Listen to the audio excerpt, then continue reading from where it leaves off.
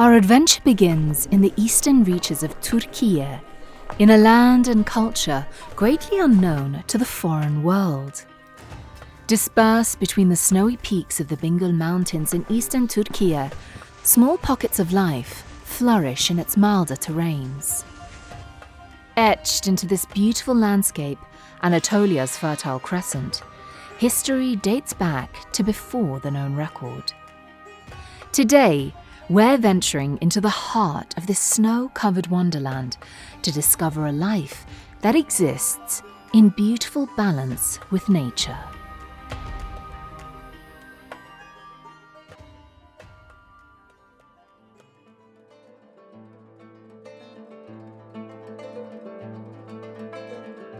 Located 55 kilometers from Bingöl city centre, the village of Toklular, once called Togul Karan, has a tiny population of just over 1,000 people. And as the winter sun rises over the white plains, the sound of young horsemen galloping across its snowy blanket can be heard.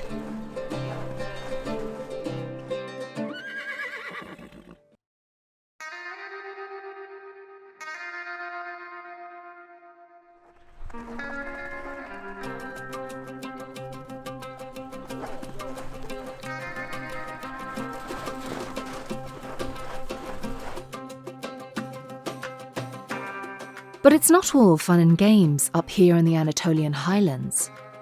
Daily life here in the village is demanding work. Bu çayır işi, rejberlik böylesine devam eder gideriz. Bu konularla bu hayat şartları için, beslemek için çoluk çocuk var. Bu şartlara göre mecbur çalışmaya devam ediyoruz. Amidst the gentle rhythm of donkey carts ferrying goods between flock and barn and the constant bleating of sheep, life unfolds. But as winter's touch freezes over the lush grasslands, grazing livestock becomes a difficult task. Farmers must use the summer months to collect and dry large bales of hay to store for the winter. Wow, so these are the hay bales that they feed the sheep with.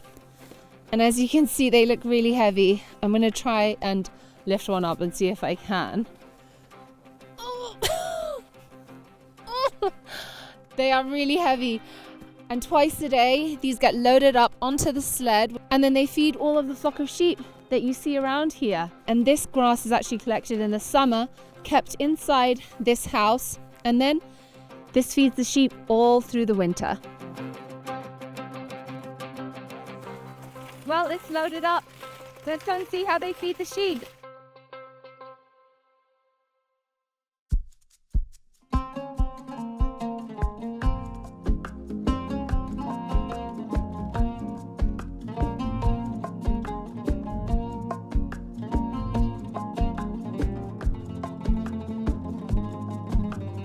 So these are the bags of grass from the hay bales just now that we were moving from the other barn.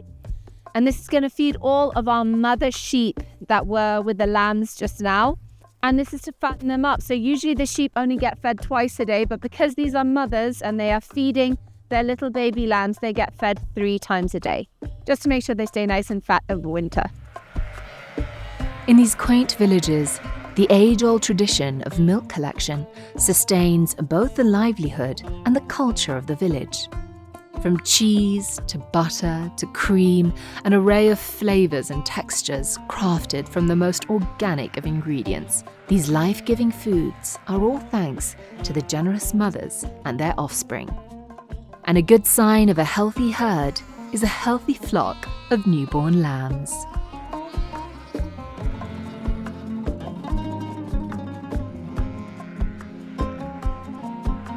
So they've just brought a flock of obviously mother sheeps, and then they opened a barn door full of lambs and they all came running out. And now we're just in the middle of a lot of noise as little lambs are trying to find their mothers to get some milk. They're so cute, they're so tiny. Baby lambs are kept indoors during the winter months to ensure their survival in these harsh temperatures. But mother's milk is essential for them. So despite the chill of the winter air, we witness a beautiful ritual unfold. Their bleats, searching for the familiar scent of their mother, fill the stillness of the air.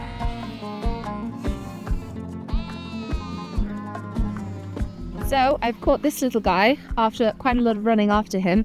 And this is one of the youngest little lambs in this flock.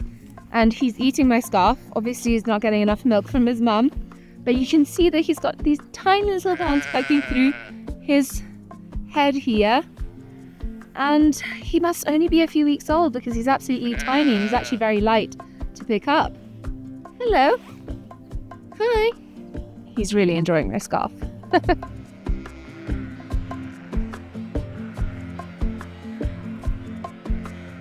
Çekerlik alıyoruz, peynir alıyoruz, süt alıyoruz, sütümüzü satıyoruz. Peynirimizi hem satarız hem yeriz, çekerlik var. Bunlara bizim beslememiz için. In these remote mountain villages, animals like sheep provide vital resources such as milk, meat, and fleece, elements essential for the villagers' survival.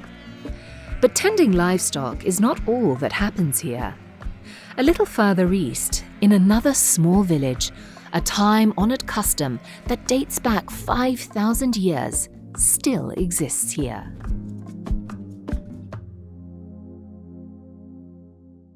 So we've traveled a few minutes down the road to another village here in Karlova, a place called Serb Makaya. And after seeing what all of the men in the village of Tokula were getting up to, we want to have a little glimpse into what the women here do. And we're going to look at a very traditional practice that happens right here in this building, the making of tandır ekmeği, tandır bread.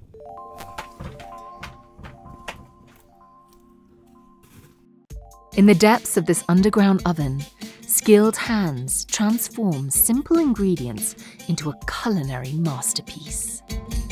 Fueled by glowing embers, the dough is plastered onto the oven walls to bake for 20 minutes until they emerge soft and crisp. Kilos of bread dough are prepared the night before and left to ferment and mature overnight.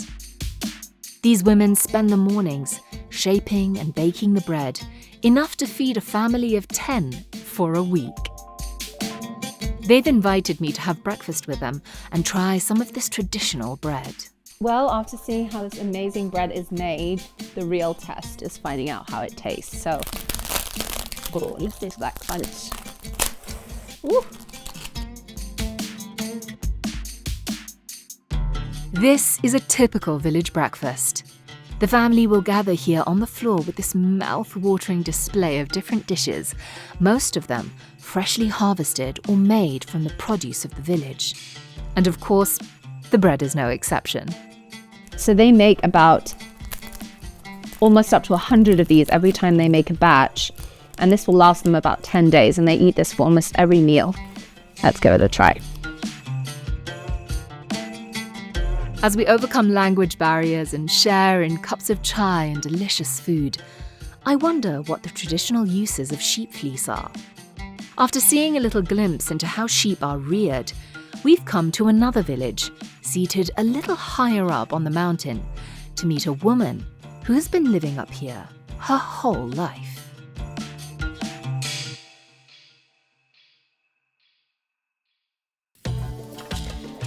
Ben 55 senedir evliyim, bu köydeyim. Bu görevi yapıyorum. Koyun sağıyorum, çökelik toplarım, peynir yaparım, dillim. Bu işi devamlı ederim. 10 tane çocuk annesiyim. Çocuklarımı hepsini evlendirdim. Bu köyün eti de güzel, sütü de güzel. Ben de çok güzel bir peynir yaparım. She immediately introduces us to the family and shows us how her practiced hands milk the sheep. She's well into her 70s, but she hasn't lost her vitality for life. With her husband and children, they run this small little farm in the mountains. So from up here, you can really see what the village life of Karlova looks like. We're in a village called Pantarkaya, and even though it's 0 degrees up here in the mountain, and I was actually speaking to one of the ladies who lives down there, and she said this is one of the coldest winters they've experienced for years. Daily life still goes on as usual. There are goats here, sheep here, horses. But what actually happens? How do they live so harmoniously with life here? We've seen a little bit about what they do with the dairy, but what do they do with all of the sheep's wool? Well, we're going to take a look at some of the traditional Kurdish clothing that exists here. Let's go and have a look. Up here, in the remote heights of the mountains, where temperatures plummet below freezing, facing the biting cold becomes an everyday challenge. Bone-chilling cold penetrates deep into the core, making outdoor work a daunting task. But resourceful traditions have passed down an ingenious technique to stay warm over the winter, one that doesn't require spending thousands on fancy winter wear.